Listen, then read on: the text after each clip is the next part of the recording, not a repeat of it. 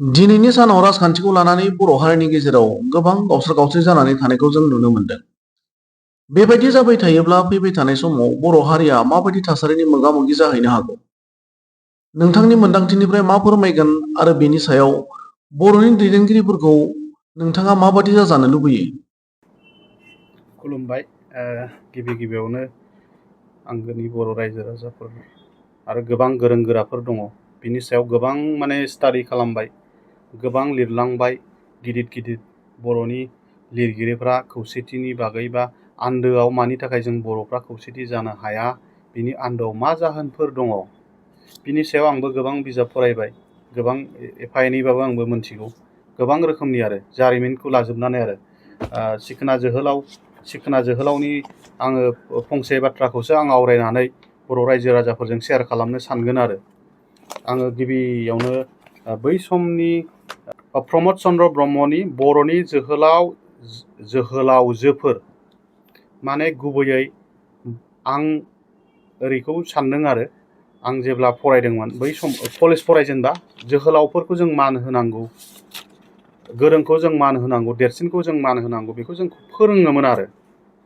आङो बेखौ लानानै आं फंसे माबाखौ बर'फोरनि दुखुनांथाव जारिमिन जालांनायखौ आङो आवरायनानै फरायनानै आङो बर'फोरनि खौसेथिनि बागै गुवारै रायलायनो लुबैगोन आरो रायजो राजाफोरखौ। बै समनि जोहोलाव दैमालुनि साव होलांनायखौ आं श्ल'खौ फरायग्रोनानै रायलायनो सानदों। सुंद'यै आङो जाय साव होलांदों बेखौल' आं फरायगोन। रायजो राजा नोंथांमोन, नैबेहाय बर'नि जोहोलावजोफोर, बेयावनो ससे खोन्दोसे लिरलांनाय साव होलांनायखौ आं फरायगोन आरो। आइखां बायखां थैनाय समाव जोहोलावा दुलाराय बर' हारिखौ गिलु बालु साव होलांदों। गाव गावनि बिर बिरंगनाफोरनि मल मिथिनो रोङै हिंसाकुरिया बर'नि गेजेराव जेब्लाबो जोहोलाव गेदेर दा उजिथों। आं खर'जों थैनाय बायसा बर'फ्रा हाजो खर'थिं खारखो खारखो थैनांथों। लिरनायाव बै समनि जोंनि बिर जोहोलावखौ मान होनो रोङै बे आखुथायनि फिथाइ महरै जों दाबो जोंनि गेजेराव बै सावजों लोगोसेनो गुलाय गुजाया बै समनिफ्रायनो जाबोदों। बिनि सिगांनिफ्रायनो आरो बै पिटिसि आन्दलन, उदयासल आन्दलननिफ्राय बांसिनै नोजोर बोनो हादों आरो आंनि स्टाडिनिफ्राय बे। ओमफ्राय जोहोलाव दैमालु बिद्यासागर नार्जारिनि लिरनायावबो दं आरो। बिनि सावखौल' आं फरायगोन। बेयावबो आं फरायजोब्बायबाबो आं साव होलांनायखौ फरायनो लुबैदों। मानो होनबा जों बर'फ्रा जेब्लायबो जोहोलावखौ मान होनोदि रोङा, मानबोदि होनो गोसो जाया, गासैबो गेदेरानो उन्दैबाबो गिदिर, बेखौ आरोबाव आङो आं फरायनो लुबैदों आरो बेखौ। दुखुनांथाव बाथ्रा बिदिनो आंबादि जोहोलावखौ सिथारनो नागिरबाय, बेखायनो बिदि बिबानारि फोलेरखौ आं सावहोनोसै। दिनैनिफ्राय काछारिनि गेजेराव जोहोलाव जोनोम जानाय नंलिया। आं होनाय सावा थाब जोबनाय नङा। जेब्ला गोसोम दाउखाया गुफुर जागोन, गुफुर दाउआ गोसोम जागोन आरो बुरलुंबुथुर दैमाया उल्था बोहैगोन, होमब्लासो आंनि सावा नांगागोन। जेसेबां दिन बेफोर जाया एसेबां दिन काछारिनि गेजेराव खौसेथि फैनाय नङा। काछारि फोलेरनि मानसिया गोजौआव दावगानोबो हानाय नङा। बेखौ साव होलांदों आरो। दा गुबै बाथ्राया जाहैबाय बे जोहोलाव दैमालुनि साव, बिनि असिला लानानै जोंनि बर'फ्रा, दाथ' जों बेखौ लिरनाय महरावसो मोनदों, राइटारफोरनि लिरनाय। गुबैयै बिनि ओंथिया जाहैबाय बर'फोरखौ आं सानो साग्रिद खालामनो थाखाय जोंनि लिरगिरिया लिरलांदों ना जारिमिनारि, बेवहाय जोंना साननांगौ गैया। आरो बेखौ जोङो आन्दोआव जोङो फोथायथारनांगौनिबो गोनांथिखौ जोङो जोहोलावफोरखौ मान होनांगौनि खाथिराव हयथ' लिरलांदों। जों बेखौ गोसो सिङाव लानांगौनिबो खोथा गैया, नङा होमबा? बे बुस्थुनि थाखाय जों खौसेथि जाया। जों खौसेथि जायैया दैमालुनि साव दं जोंहा। बिर जोहोलाव जोंनि बर'नि बिर जोहोलाव दैमालुनि साव दङ, बेबो नङा। गुबै खौसेथि जायैनि आन्दोआवनो जोंना साननाय हनायाव थोजासे आबुं महरै जोंनि साननाय हनाया आबुं नङा, खंख्ला। जायनि जाहोनाव आं बुंनो नागिरदों पावार पलिटिक्स। पावारनि थाखाय आं सोरजोंबा थानाय माने बे जायगाखौ सासेयाल' लागोन, बे पावार नङा होमबा? आं जुदि बेजों थांफायोबा बिनि उनावसो आं थानांगोन बा आंखौ मोनसे समाव जोख्लायगोन बे। खिन्थु बिनि आन्दोआव आं बुङो बै समनि जि थासारि बेखौ नोजोर होयोब्लाबो गोबांथार कन्ट्रभार्सि स्टेटमेन्ट आं फरायनो मोनदों नैबे ड्रिम फर उदयाचल, बेयाव ड्रिम फर उदयाचल कन्ट्रभार्सि गोबां स्टेटमेन्टफोर दङ। बेखौ नायोब्ला कन्ट्रभार्सि नङाबो जानो हागौ, नंगौबो जानो हागौ। गोबां माने लिरनाय दङ। बे लिरनायखौ नायदों आं बेहाय बर'न नार्जारिनि मावलांनाय बै समनि पिटिसिनि मावलांनाय एबसुजों कनफ्लिक्टनि बाथ्रा। दिनैनि दिनाव बड'फानि आदर्शजों आबसुनि गेरेमसा दुलाराय बर' फरायसा आफादा मोनसे गेरेमसा महरै जोंनि माहारियारि आफाद एबसुनि माहारियारि आफादखौ जोङो रावबो सासेबो बर' फिसाफ्रा माने हेंथाबो होनो हानाय केपासिटि गैया आरो आबसुनि एगेन्स्टआव खामानि मावनानैबो रावहाबो मुलाम्फा जानायनिबो केपासिटि गैया। खिन्थु मोनसे बाथ्राखौसो आं बुंनो लुबैदों, बेखौ लानानै गोग्गानानै दिनैनि सानैसो लिडारफ्रा, नोंथांमोना आबसुनिसो दैदेनगिरि, नोंथांमोना अराय समनि थाखाय आबसु नङाथ', नोंनि फिसाया आबसु जाफैगोन, नोंनि बाय बाहागिफ्रासो आबसु जाफैगोन। दिनैनि दिनावहाय आबसुनि बै समनि मोनसे गोहोगोरा आबसु दालांनायनि बेनिफिटखौ नोंथांमोना मोनदों जानो हागौ, नङा होमबा? बे नङा जे नोंथांमोना आं पावारनि थाखाय सोरबा उमुकजों थाया, उमुकजों थानांगौ, बेखौ आं बुङाखै। खिन्थु गुबै बेयावहाय खौसेथि लाबोनो हानाय मानसियानो जाहैबाय जोंनि बड'फा उपेन्द्रनाथ ब्रह्म। बे खौसेथिखौ बेले बेजेनि गेजेरावबो खौसेथिखौ लाबोफैदों मोनसे समाव। बे खौसेथिनि फिथाइखौ लासै लासै फैयै जोङो बिटिसिसिम सफैदों। दिनैनि दिनावबो खिन्थु बै समनियावबो खौसेथि गैखाथारामोन। बै समावबो एखेबारे खौसेथि गैया बर' हारिया। दिनैनि दिनाव रोंखा राखा जाबाय, एसेबाबो रोंबाय राबाय। जों गुबुननि खैसाराव जोंखौ डिभाइड एन्ड रुल खालामबाय। बे जाथावना नङा। खारन बड'फानि बुंलांनाय बाथ्राया सेपारेट स्टेटहुडनि गाहायाव माब्लाबाबो एकर्ड जाया, खालामा। एबसुनि मथ'आ बेनोमोन। आरो नोंथांमोन जायफोर मानाव गेदेर उरखाव गोरा ब्रह्म, रोनगोरा नार्जारि आरो माखासे गोबां दैदेनगिरिफ्रा, प्रमद बर'आ इभेन बिथाङाबो बुंदोंमोन सेपारेट स्टेटहुडनि गाहायावबा जोङो सिगनेसार होनायाव गैथारा। बेफोर बाथ्राखौ बावफ्लानाय आनफर्चुनेट। आरो आं कन्डेम खालामो बेखौ, आंनिफ्राय पार्सनेल कन्डेम खालामो नोंथांमोनखौल'।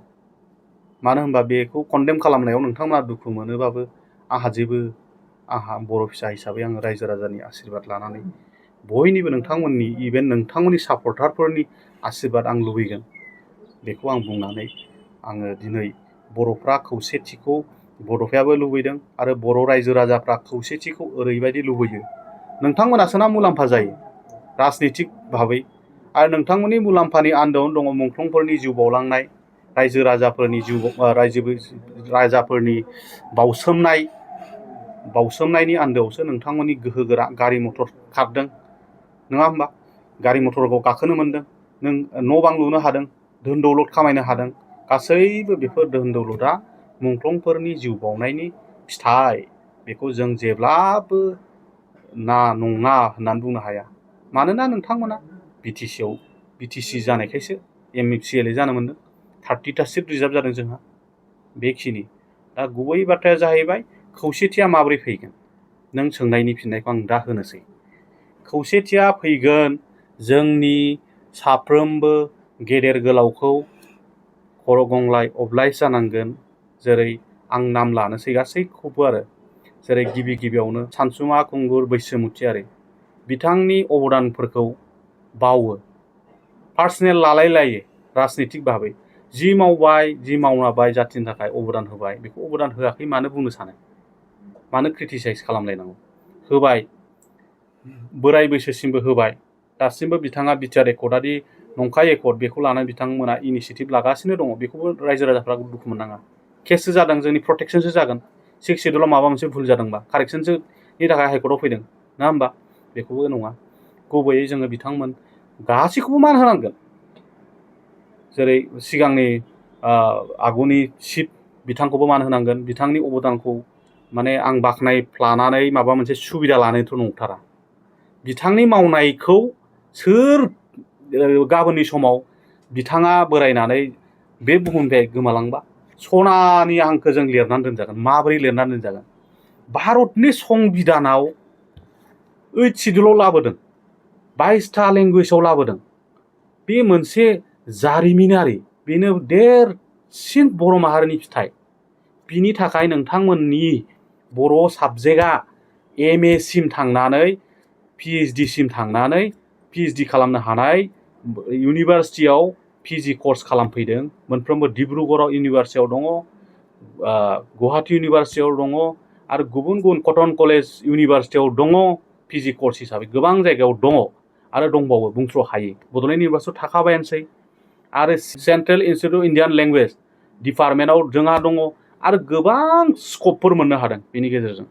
आरो बिनि आन्दोआवनो दङ गोबां प्रफेसार साख्रि मोननो हादों, आरो गोबां बिथिङाव प्रजेक्ट, ट्रेन्सलेसननि प्रजेक्ट, आरो CILनि आन्दाराव माखासे गिदिर गिदिर प्रजेक्ट, आरो माइसुराव साख्रि मोननो हादों 6 सिडुल जानायखाय, साहित्य एकाडेमि एवार्ड मोननो हादों। बायदि बायदि बिथिङाव 8 सिडुल जानायखायसो बे सुजुग सुबिदाखौ मोनदों। 8 सिडुल जानायनि आन्दोआव सोर दङ? रमान स्क्रिप्ट मुभमेन्टनि आन्दोआव, रमान स्क्रिप्ट जायफ्रा आन्दलन खालामदों, जिउ बाउदों, बिथांमोननि अबदान दङ। लिरगिरिफोरनि अबदान दं, बै समनि लिरगिरिफोरनि, गोबां लिरगिरिफोरनि अबदान, गासैनिबो अबदान दङ, नङा होमबा? बिसोर लिरनाय कारिकुलामाव लाबोबाय। बेखायनो दिनैनि दिनाव बिथांखौथ' 2003आव लाबोनाय हिसाबै बेनो सबसे गिदिरसिन जोंनि बर' जाथिनि समायना सनानि थिंख्लि मोनबोदों आरो बर' रायजो राजाया। बिराद गिदिर सनानि थिंख्लि मोनबोदों। बे सनानि थिंख्लियाव दै लुनानै मानाव गेदेर सिगांनि हाग्रामा महिलारि बिथाङा आरामसे गोथार दैखौ दा लोंगासिनो दं। आरो गोबां साहित्यिक, गोबां बर'नि लिरगिरि, गोबां बर'नि साख्रिआवला बिथांमोना। आरो देरसिन बाथ्राया जाहैबाय 6 सिडुलाव मोजां मोजां साख्रि मावग्रा, नङा होमबा? इनकाम टेक्स एक्जेम्पसनबो मोनदों जोंहा। बेनिफ्राय आरो मा नांगौ? रां जोंहा मुलाम्फा जादों। टेक्स एक्जेम्पसन जोंहा 6 सिडुल नालाय, 6 सिडुलाव टेक्स एक्जेम्पसन जायो, आरो बिनि सायावबो जोंहा स्टाडि गोनां खोथा दं आरो बेफोरबायदि। दा बेखायनो गेदेर गोलावखौ मानो थाखाय मान होनांगौ, जों मानि थाखाय गावजों गाव मुं सुलायनाङा, नङा होमबा?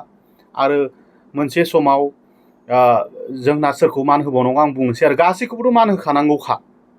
रन्जित शेखर मानाव गेदेर फार्मार गभर्नर जालायनाय, NSGनि DGP जालायनाय, DG जालायनाय, बेफोरबायदि गिदिर गिदिर CRPFनि DGP जालायनाय, बेफोरबायदि इमान जोंनि थाखाय हाथरखि बर' माहारिनि गोग्गानाय लाबोयो। आरो माने उमुक होननाय लोगो लोगो गोग्गानाय मोनसे, बै समाव Harishankar Brahma chief election commissioner जाबोलायनाय, बेफोरबायदि बर'नि गेजेराव गोग्गानाय लाबोयो। बिथांमोनखौ जोङो जोंनि बर'नि ओरैबायदि मान मर्यादा होनांगौ, मान मर्यादा होनांगौ। बिसोर जोंनो मानो होनबा गोग्गानाय लाबोदों। गंसे गामियाव सासे मोजां गिदिर डक्टर जानाय माने बिराद गोग्गानाय, मोजां सासे मा जानाय माने गोग्गानाय। दा बेफोरखौ जोङो जोंनि जायफोर फल'वार, UPPL फल'वार, आबसु फल'वार, BPF फल'वार, जों बे फल'वारफ्रा स्टाडिसो खालामनांगौ, बबेया नंगौ बबेया नङा। दिनैनि दिनाव बे बुस्थुखौ स्टाडि खालामनांगौ। दिनै जोंखौ आं रायजो राजाजों मोनसे बाथ्राखौ बुंनो, आरो आं दिनैनि दिनाव एसे गोसारलि रायलायदों। दिनैनि दिनाव बर'फोरखौ जोंखौ खोलोमनि दावहायाव फेजेननो नाजागासिनो दङ। दा खोलोमनि दावहायानो जाहैबाय जोंखौ बिटिआर एकर्डआवनो आराम्भ खालामजेनदों। आं बेखौ मानाव गेदेर दानि CEM बिथांजों फनाव अलरेडि आङो बै समावनो 13 डिसेम्बर मोनायावनो आङो बिथांजों रायलायनानै एलार्टखौ होखानाय जादोंमोन। दा बेखौ बिथाङा रिमाइन्ड खालामनाया मोजां। आं खोन्थाया, आंनाव दंबाबो आं रायलायदों, मा रायलायदों गाव गोसोआव रोखा रोखा दंखाजोबो। मा खालामनो नागिरदों? आं बुंदों खोलोमनि दावहायाव नोंखौ फेजेननो नागिरदों, जोंखौ BTCखौ होफ्रांदों साननानै गुबुना जोंखौ मेगन सानानै दङ।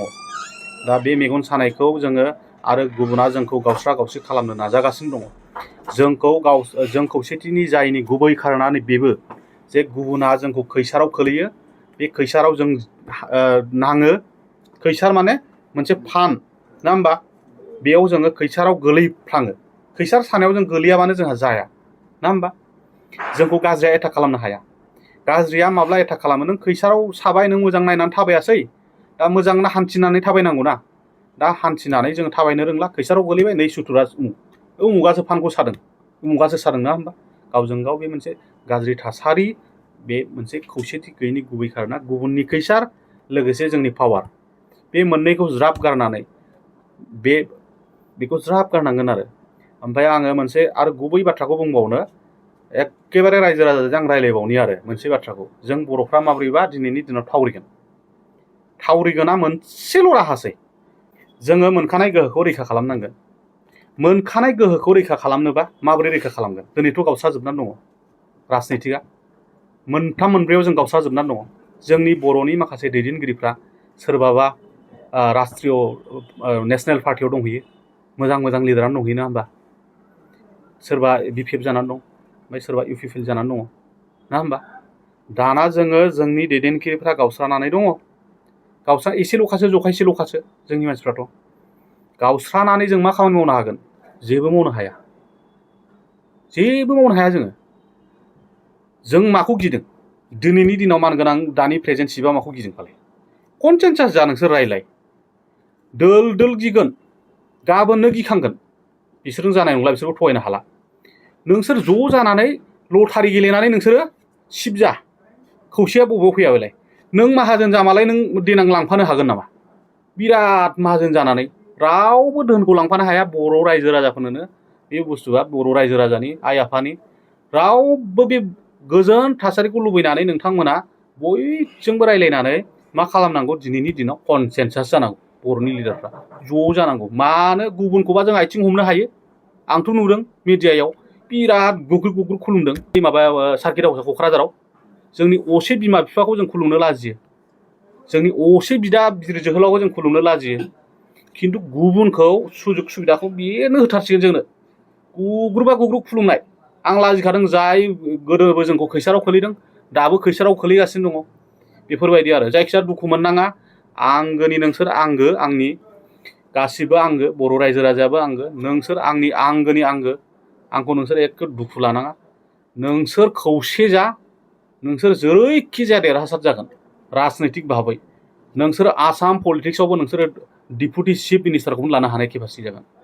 नोंसोरो ज' जा, नोंसोरो साथाम नङा साब्रै मन्थ्रि होनांगोन, नोंसोरनो 7 मन्थ्रि होनांगोन, नोंसोरनो जाबाय था, ज'ल' जा, नोंसोरो ज' जा, लाजिनांगौ गैया। मा आइडियलजिकेल प्रिन्सिपल बेलाय? रिजनेल पलिटिक्स, नेसनेल पलिटिक्सआवथ' सोनानै लाबाथाय सोनानै लाबाय, बुजिदो रायजो राजाफोर, बै समनि थासारिनिफ्राय गाज्रि थासारियाव फैगोन। आं बेखिनिखौ खौसेथिनि गुबै मोन्थोरखौ आंनिफ्राय मोन्दांथिनिफ्राय बुंबाय। जै बर' हारिनि माबाफोर माने गोरोन्थि जादोंब्लाबो आं बिनि सायाव सोदांनानै उननि बेलायाव बुंनो थाखाय आङो सुजुग सुबिदा रायजो राजानिफ्राय लुबैनानै आंनि बुंनायखौ बेखिनियावनो फोजोबबाय। जै बर' हारिनि जै।